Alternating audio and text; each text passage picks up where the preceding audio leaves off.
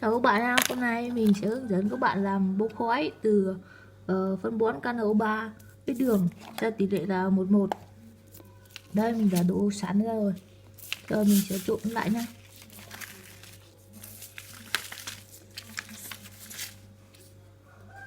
Đem trộn. Rồi sau khi trộn hỗn hợp, chúng ta có được một cái hỗn hợp như thế này nhé. Đấy, như thế này đó. Sau đó chúng ta mang đi nấu. Rồi giờ sẽ bỏ hỗn hợp vào cái nồi của mình, chế của mình nhé.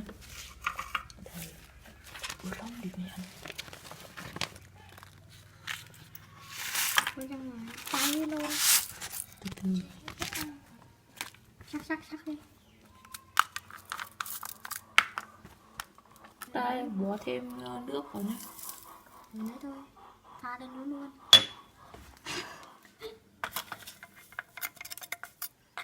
Cái răng bỏ nước với răng ít thế nhỉ?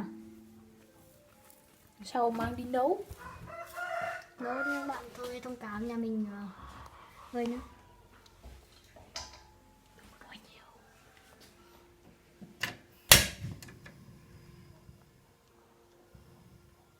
Nấu thì bật lửa nhỏ vừa vừa thôi, cháy gần luôn. Bật trên thế này. Trên đấy này.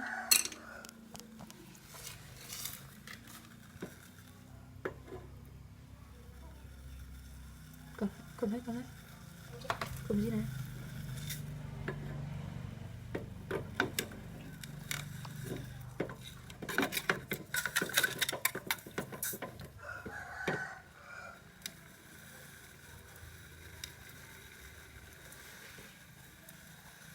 Trộn đường với phân kích nha các bạn.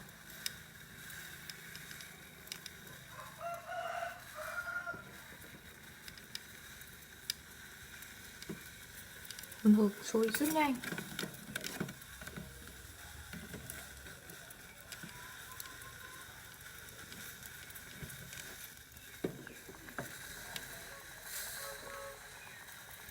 Một tay đeo. Đeo phải được giữa không? Chết người.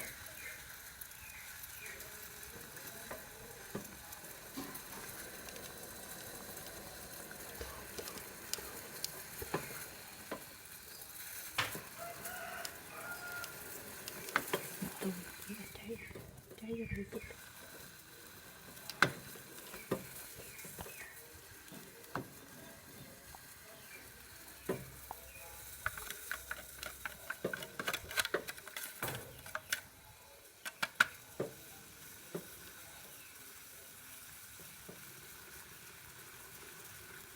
Quay gì thấy xin quay thẳng lên.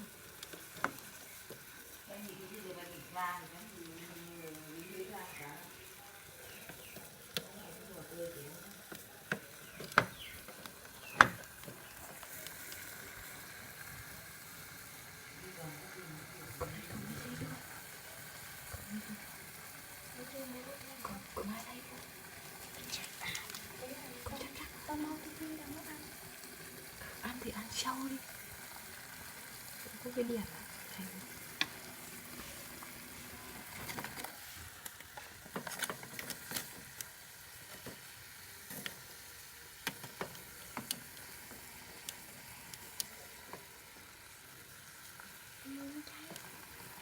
Từ từ.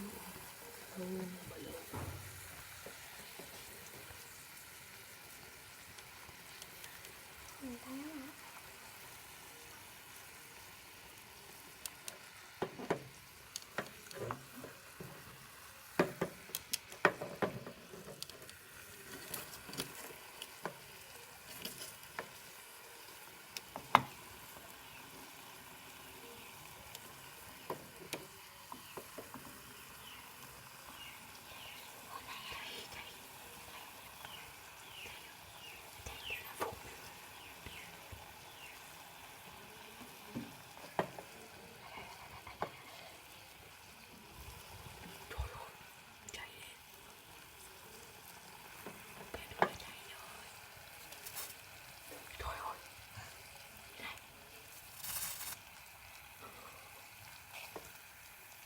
đóng ăn. hỗn hợp đã có hiện tượng đóng màng rồi.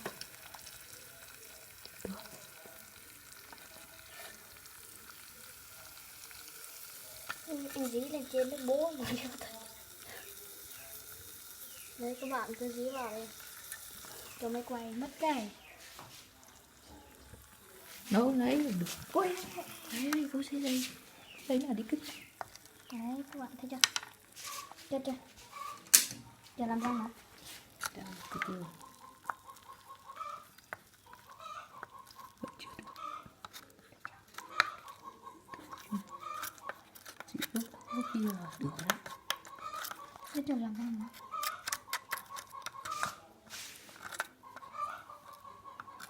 Đợi cho hỗn hợp khô thì mình sẽ test thử cho các bạn xem nhé. Được, ăn được một kém. Đấy các bạn thấy chưa, tôi vừa đốt. Rồi các bạn chờ bắt đầu tôi thử đốt nhá. Không à. Giờ tôi sẽ lấy hỗn hợp thành ra nhé.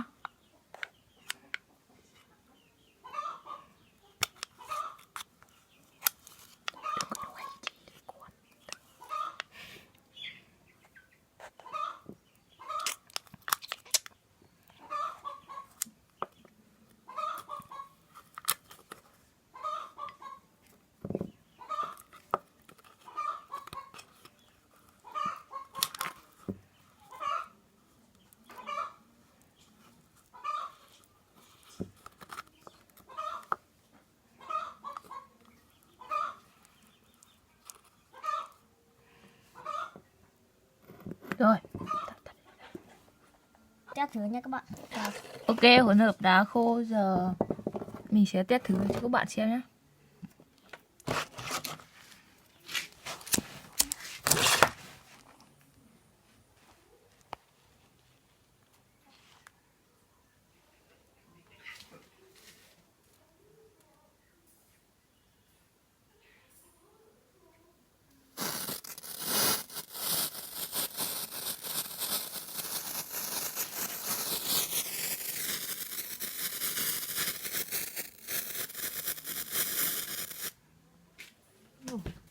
Cháy không, chưa được ổn định, chưa khô lắm.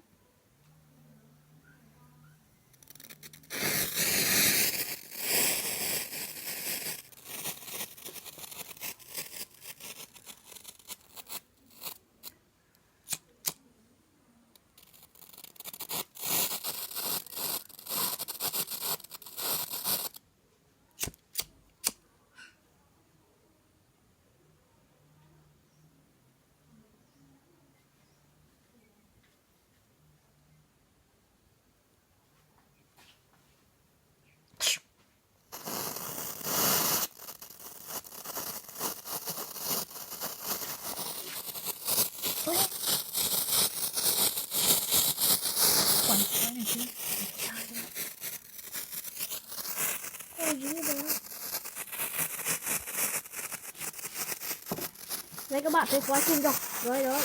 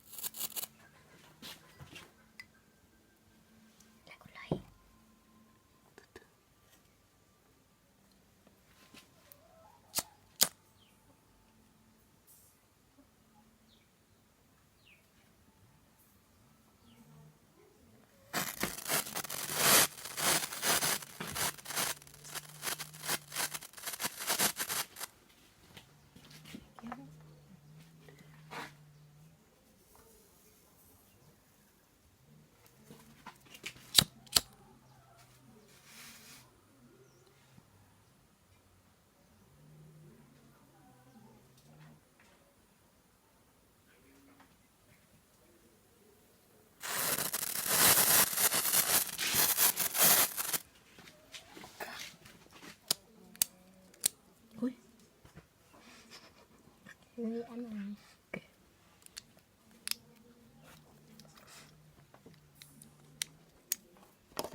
Rồi, dùng đi.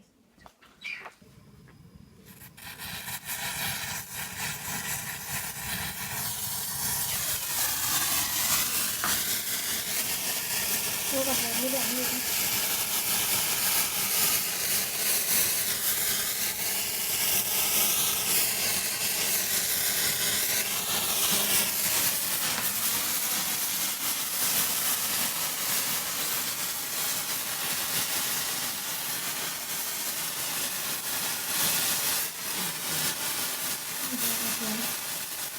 Vãi cái lợn.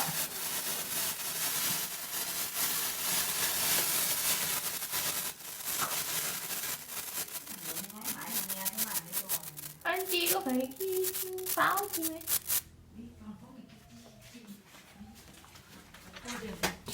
Đây, giờ hỗn hợp hơi khô, giờ đốt thì nó mới cháy. Vâng, vậy là hết video nha mọi người. Like, showbiz, like, đăng ký ủng hộ mình nha.